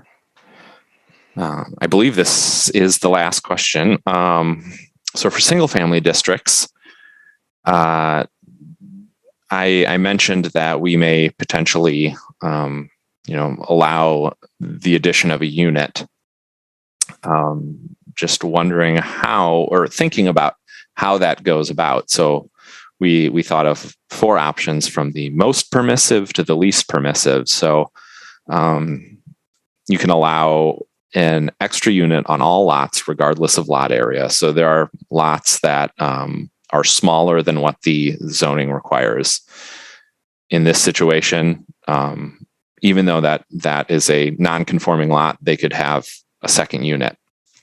Allow then kind of the less permissive than that, allow an extra unit on lots that do meet those existing lot area requirements. Less permissive than that, allow an extra unit on lots that perhaps meet a new larger lot area requirement. So as an example, in TRC 1, the minimum lot area is 6,000 square feet. So if you lived on a TRC 1 parcel that was 6,500 square feet, you could have a 1 unit house, a single family house. But if your neighbor's lot was a little bit bigger, it was 8,000, and that's what the threshold is for a 2 unit, then maybe they can have a 2 unit on their larger lot. Or we could just not have any change at all, and all single family districts stay single family districts. Sorry if that was a confusing rundown of those, but would like to hear feedback. All right, go ahead, Alder Foster. Thank you. Yeah, I guess staying consistent with the theme of try and take full advantage of these these locations, I think we should be looking at the sort of least restrictive areas. I think it's a little bit. I think requiring 6,000 square feet just for 1 unit is. I don't think there's a ton of value in it. I think forcing 8,000 square foot to build that second unit doesn't make a ton of sense to me. So I think our single family zoning is just obviously some of our most restrictive, and where we have that in such close proximity to high frequency transit, I think we should consider really allowing and encouraging additional units to go up on those lots. So I would be really looking at those most permissive, and I would add in another consideration, perhaps corner lots within single family.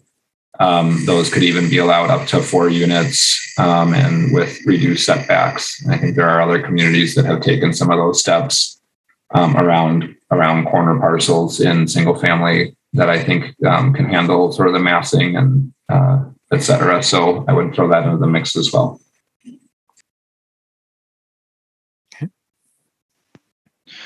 Carrie, go ahead. Thank you very much. This seems to speak to the, desire to have, diverse housing options and to be more permissive in for additional units in single-family districts could help get there. It also, kind of going back to the earlier discussion about density or heights or various setbacks and other things, in the scale of density, right? We've got certain areas in the BRT corridors that have, super high density, super mixed use, right? These are like super urban places, but then we kind of gradually go back to this really pastoral, single family housing and residential situation that could accommodate a lot more density that is really transit oriented, that's super beneficial, that with relatively low impact, and houses a lot more people and generates a bunch of transit trips in very central places. So all of those parcels could be kind of usefully, appropriately, feasibly designed and converted into places with extra units. So I picture something more gradual, something with more of that sort of medium density in more places, which also, if I didn't say it already, that half density buffer might actually be really well situated or like really like appropriate for the single family districts, especially to get that contour of density. Kind of a question, kind of a comment. Thanks. Thanks, Carrie. Any further comments or questions on this one? If not, I'll drop a little food for thought in there. So in my neighborhood, there are a number, I'm in TRC4, there are a number of single unit, 2 unit, 3 unit, and even 1 4 unit properties. And the 2 unit that I lived in on my street for several years is on 3,300 square feet lot. And it has a 2-car garage and a driveway and gardens. And I don't remember having any issues. So little food for thought when we talk about 6,000, 8,000 square feet. I'm like, that's a lot of space. So anyway, thank you. Continue, please, Colin. That's actually the end of my presentation and my question. So if anyone was holding back on anything, I'd like to hear it. But otherwise, that's all I've got. All right, thank you. Chris, go ahead. Thanks. So I did want to call attention to one thing that isn't on the list that we've talked about here, but isn't really being worked in, which is the issue of gentrification and displacement. So, I mentioned we're starting to see this on South Park Street. And as I mentioned, this policy, if not right away, will eventually apply to places where there are concerns about displacement. And so far, what we've seen is the response seems to be downzoning and resorting to more single-family housing, which is obviously at odds with other things we're trying to achieve. And maybe one of the only tools in the tool belt, but I'm not yet convinced that even solves the problems that we're dealing with in regards to displacement. So I think we're going to need to soon have a TOD overlay policy that addresses some of these questions in terms of what does equitable TOD look like? And if not in terms of built form, but also in terms of what other policies need to be overlaid in these places that we have the ability to implement. What can the city do to channel its resources to these locations to support affordable housing and a home ownership and those sorts of things. So a lot to wrestle with, but we're going to need to. Thank you. Alder Foster, go ahead. That was a really good point you raised, Chris. I think my one extra comment is, I'm supportive of moving forward with an overlay district with these sort of, I would say, largely pretty light, very modest sort of increases to maximums. I think it's a relatively easy thing to do. It's something we should move forward with. I also think that it deserves an even deeper investigation and planning around transit-oriented development beyond an overlay district. And I know we talked just a little bit at Plan Commission about the sort of tension between adopted plans versus, what we might have in the overlay district. And I think at some point it would be really useful to do a deeper dive analysis in our current adopted plans and in our current future land use maps, and really compare them, very carefully against what's being proposed for our future transit network, to both, yes, understand where the proposed high frequency transit will go, and maybe there's opportunities to really rethink the future land use classifications there in some cases, or current zoning districts, in addition to simply sort of, adding this extra story kind of approach. Maybe there's places that we really should designate as higher intensity of use at a base level in addition to these overlay changes. And then I think also as important on the flip side, if there are parts of the city that we have currently designated as pretty high intensity development locations that are not located on our current transit cores, I think that's information that we as a transportation policy and planning board really need to be thinking about and understand, what will it take for us to build transit into these places, or should we also potentially reconsider some of those future land use recommendations? Because again, we have the information that we probably need right now between our land use planning and our transportation planning to really know where we want development to happen and where we're going to be able to provide transit. And I don't think we need to just sit back and wait for a BRT station to prove that this is an investment. This is going to be a place that we're going to serve with transit. I think we can make those decisions very proactively, and we should really, I think, start to coordinate even more our land use plans and our transportation plans, because we will not have the resources to be able to kind of let development go wherever there's empty space and then try and chase it with transit access after the fact. So that's my overarching comment. Thanks. All right, thank you. Any additional comments, feedback, questions? All right, seeing none. Thanks. Thank you, Colin. Yep, I appreciate it. Yeah, so do we. I appreciate your time. All right, then we will move on to Legistar 68854, our 2022 work plan. I believe that'll be Tom. Oh.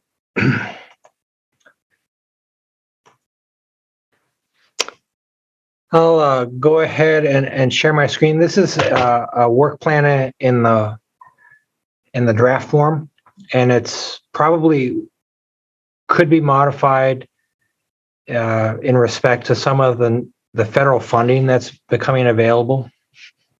We would probably like to make sure that we're able to capitalize on all of the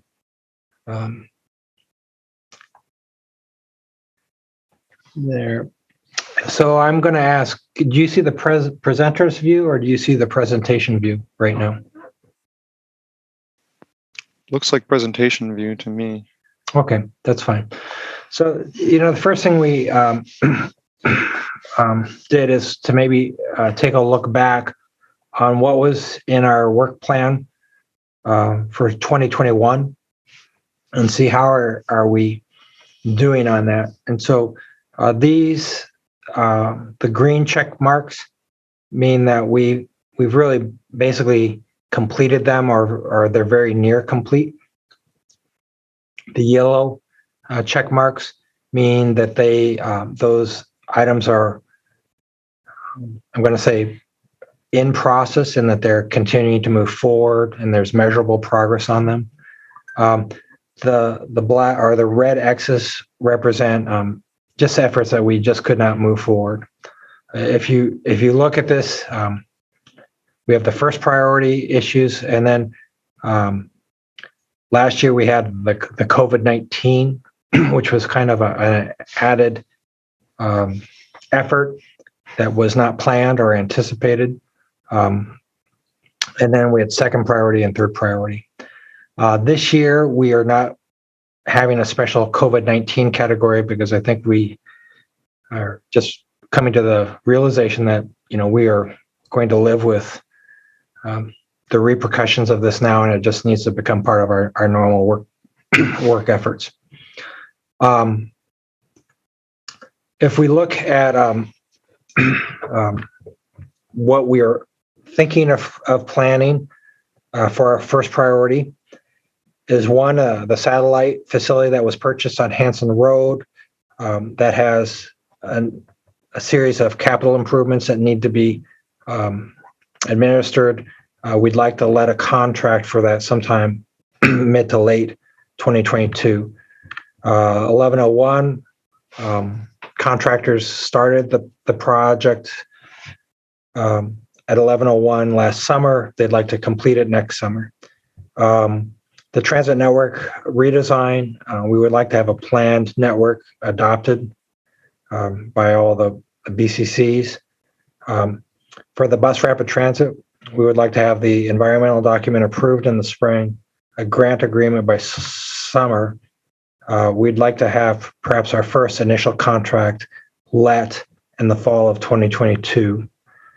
And then we also, there's a 2 to 3 year lead time on buses, and so we would like to place an order for our buses.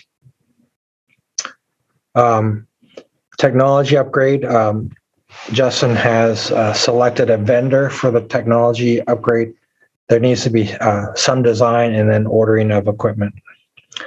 So in this metric, the blue kind of represents that it's a metro-led initiative. The gray means that it's somewhat of a carryover from 2021. And then the red, I put the red in there just so that we could get a sense of what types of deliverables will we be looking for in 2022. Red represents traffic engineering. We'd like to have the action plan adopted. We'd like to have projects adopted. And then the bipartisan infrastructure law includes 2 different pots of money for safety improvements. One goes through the traditional HSIP or Highway Safety Improvement Program, but there's a separate avenue where cities can apply directly to the US DOT. Both show promise, and so it would be nice if we could take advantage of some of that. Complete green streets. We'd like to have a plan adopted. The plan will be fully released in August. We'd like to have that adopted. And then slow streets. So we've, with the initial COVID, we had shared streets. Right now we have slow streets. I think we'd like to move forward with phase 2 projects. The SIP, which stands for Capital Improvement Plan or Transportation Improvement Plan, we've been discussing having a prioritization process probably for 1.5 years now. I think Chris Petakowski has given a presentation to the board.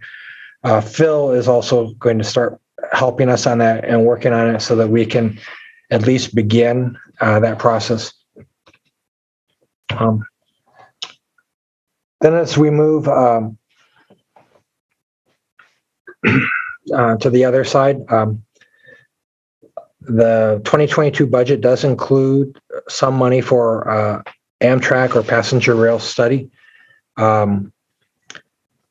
The bipartisan infrastructure law is unprecedented in the amount of money it provides for rail and specifically passenger rail. And so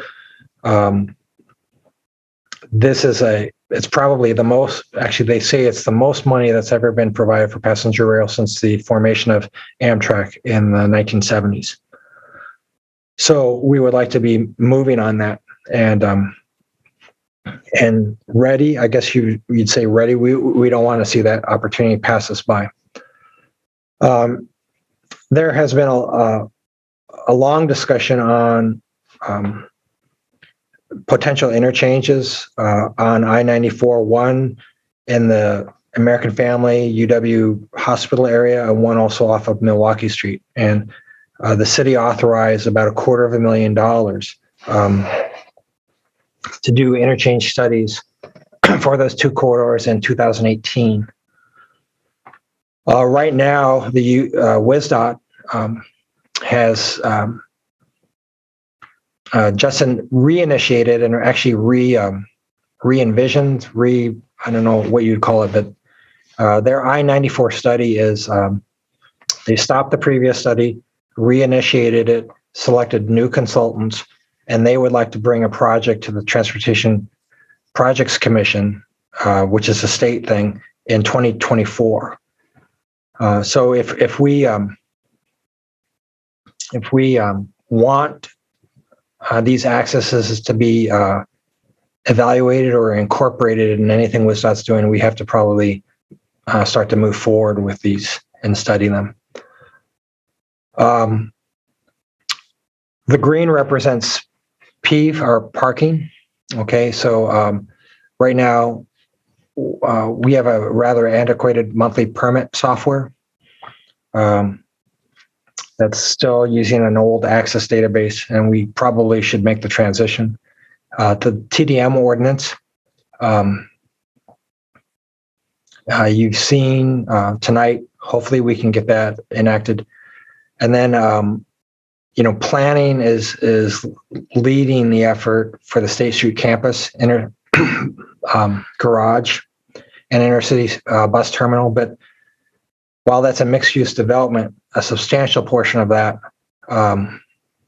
really has to do with transportation, right? It has to do with connecting people with intercity transportation as well as managing parking. And what does that look like? And so that's something that we will be involved with.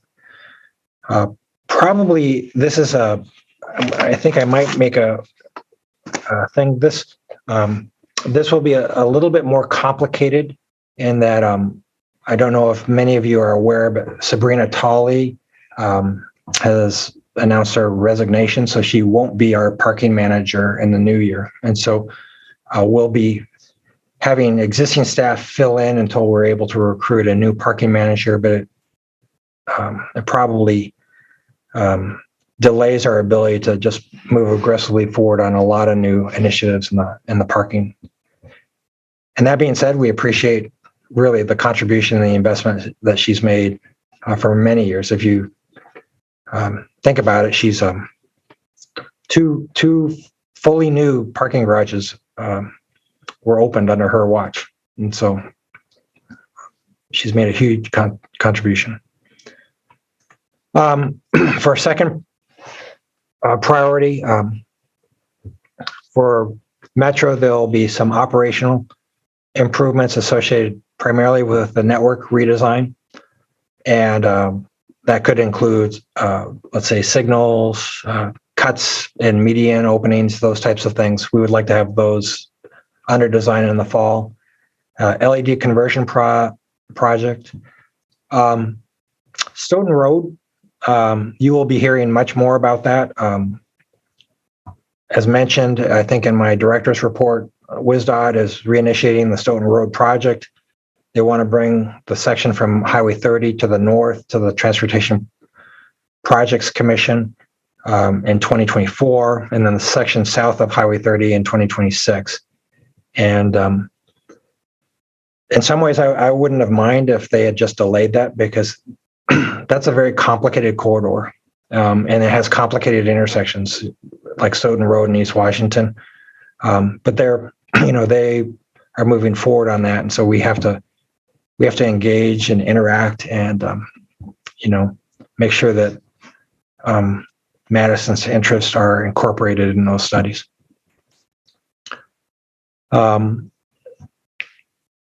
Also, we have the transition of the PEOs into the parking division. I think what we will probably do is break that into definitive phases so that we can gauge process a little bit more discreetly. And then on-street parking study. Third priority includes the study of Shanks Corner, which has been kind of on the list for a couple of years. The Highway AB interchange, we are not the lead. WSDOT is the lead for that, but we have some interaction. And then there's the Smart City efforts, which basically goes towards kind of ITS, or intelligent transportation systems, connected vehicles, ventures into a little bit of the self-driving efforts. So this is draft, and the reason why I say it's draft in that we may want to just rearrange some of these boxes to make sure that if there's opportunities for us to capture new federal monies from this recently passed bill, we want to make sure that we are able to do that. So any comments or thoughts? Thanks, Tom. Alder Foster, go ahead. Thank you. I think it looks really good, Kate, you sharing this with us. The only thing that I wonder about is if you've had an opportunity to hear from Planning Division around any neighborhood or special area plans that they're planning on focusing on in 22. I think, as I mentioned in a couple other discussions, I think there's an opportunity for us to align a little bit better our land use and our transportation planning. And I think it'd be good to know if they have certain areas of the city that they're planning on digging into from a land use planning perspective. And I know we've always got staff that participate in those, but it often seems like we're just kind of a small player in that study. And it seems like it'd be a real great opportunity if we could align and really have enough staff resources available to really kind of dig in deep. I think of the South Madison plan, for example. I think just it'd be great if those are really going to take significant staff, time to really dig into. We should probably get them represented on here as well.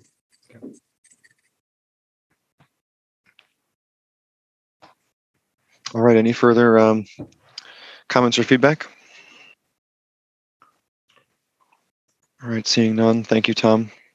We're just gonna.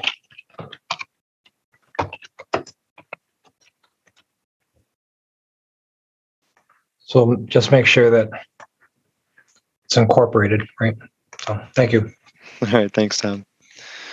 All right. Then our last item for the evening is just our 68868. Really just an opportunity for questions and comments on the funding memo and the director's report that was sent out in lieu of our meeting on the 6th. So if anybody has any questions or feedback on any of those items, now is the time for that. And if there are no questions or feedback, then that's all we have for the evening.